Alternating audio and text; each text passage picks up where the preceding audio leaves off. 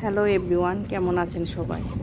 আজকে আপনাদের সাথে শেয়ার করব আমার সারা দিনের শুরুতে কেমন কাটে। প্রতিদিন ভোর 5টায় আমরা ঘুম থেকে উঠি। আমরা ঘরে বাইরে স্বামী স্ত্রী দুজনেই হাঁটতে বের হই। এখানে আমাদের এই জায়গাতে একটা নদী আছে। হাঁটতে হাঁটতে প্রতিদিন আমরা নদীর পাড়ে দিয়ে যাই। আসতে ভালো লাগে। প্রতিদিন নদীর পাড়ে এসে নদীর জলে একবার আমি পা ধুয়ে যাই। ভালো লাগে। চারদিকে কোলাহল মুক্ত স্তব্ধ পরিবেশ, পাখির কণ্ঠে গান, এমনকি নৌকা যাচ্ছে, নৌকার মেশিনের শব্দ শোনা যাচ্ছে। এই নদীতে বিকেলে অনেক লোক আসে বেড়াতে, অনেক পর্যটক হয়, যে প্রতিটি সিঁড়ি প্রায় ভরে যায়। হাঁটতে এসে এখন বাসায় ফেরার পালা।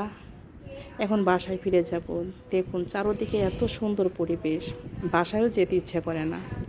কিছু করার নেই, বাসায় তো যেতেই হবে। পায়ে জুতো পরে বাসার দিকে রওনা দেব। বাসায় গিয়ে ছোট মেয়ের স্কুল ছিল না, ওর বাবা ওকে টিউশনি পড়তে দিতে যাচ্ছে। তারপর আমি পুজোর জন্য তুলসী গাছের প্রণাম সেরে তুলসী গাছ থেকে তুলসী পাতা তুলে নেওয়ার জন্য আসছি। তুলসী পাতা তুলে নিচে গিয়েছি।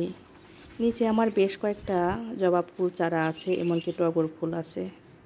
প্রতিদিন আমার পুজো দেওয়ার জন্য প্রায় 1 থালা ফুল হয়। সাদা ফুলটা কলি কলি দেখা যাচ্ছে, কিন্তু পুজো দিতে দিতে ফুলটা আমার সম্পূর্ণ ফুটে যাবে। আমি সাধারণ মানুষ, এটা হচ্ছে আমার পুজোর ঘর। আপনাদের কাছে খারাপ লাগলে কোনো মাইন্ড করবেন না।